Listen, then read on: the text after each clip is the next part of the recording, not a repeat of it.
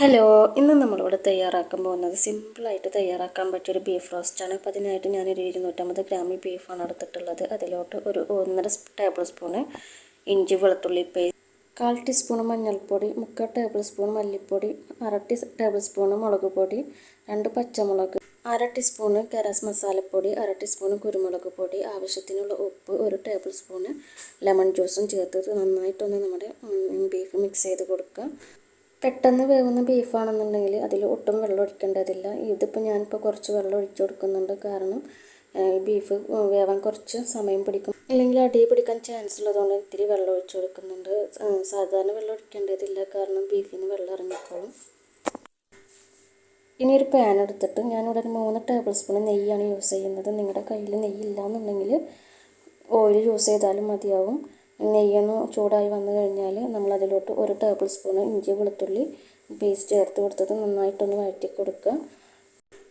ഇനി അതിലോട്ടൊരു മീഡിയം സൈസിലുള്ള സവാള ചേർത്ത് കൊടുക്കുന്നുണ്ട്. നിങ്ങളുടെ കയ്യിൽ ചെറിയ ഉള്ളി ഉണ്ടെന്നുണ്ടെങ്കിൽ അത് യൂസ് ചെയ്താൽ മതി, അതാണ് ടേസ്റ്റ്. എൻ്റെ കയ്യിൽ ഇപ്പോൾ അതില്ലാത്തത് കൊണ്ട് ഞാൻ സവാള വളരെ തിന്നായിട്ട് കട്ട് ചെയ്തിട്ട് ഞാൻ ചേർത്ത് കൊടുക്കുന്നുണ്ട്. നമ്മുടെ സവാള ഒന്ന് ബ്രൗൺ കളറായി വരുന്നത് വരെ ഒന്ന് വഴറ്റി കൊടുക്കുക.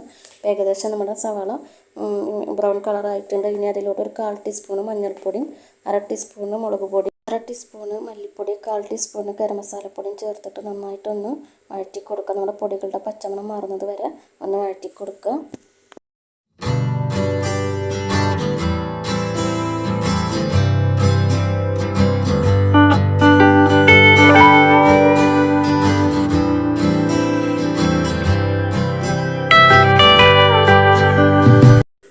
കുറച്ച് കറിവേപ്പില ചേർത്ത് കൊടുക്കുക.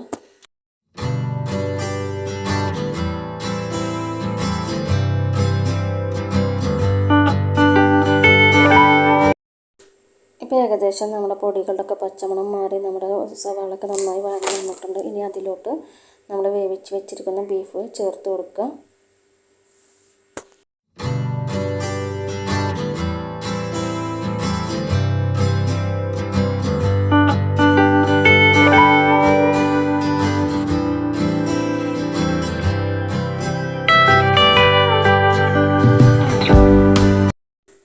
ഈ ടൈമിൽ നമ്മൾ ആവശ്യത്തിനുള്ള ഉപ്പ് ചേർത്ത് കൊടുക്കുക. ഞാൻ നേരത്തെ ബീഫിൽ ഉപ്പ് ചേർത്തിട്ടുണ്ടായിരുന്നു, പക്ഷേ മസാലയിലും ചേർത്തിട്ടുണ്ടായിരുന്നില്ല. അപ്പോൾ അതും കൂടെ അഡ്ജസ്റ്റ് ചെയ്തിട്ട് നമ്മൾ ഉപ്പ് ചേർത്ത് കൊടുക്കുക. അതുപോലെ തന്നെ ബീഫിലുണ്ടായിരുന്ന വെള്ളം കൂടെ ചേർത്തിട്ട് നന്നായിട്ടൊന്ന് മിക്സ് ചെയ്ത് കൊടുക്കുക.